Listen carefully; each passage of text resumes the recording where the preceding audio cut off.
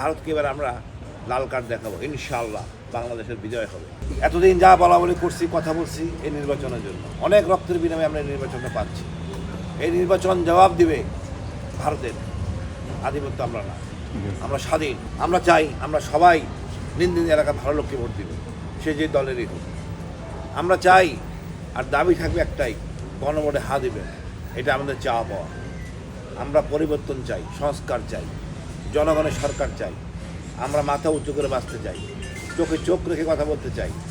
আজকে যেই কথা বলতে পারতেছি 2 বছর আগে আমি চিন্তা করি না। এই যে পরিবর্তন, এই পরিবর্তন থাকবে চলমান, আরও উন্নত হবে।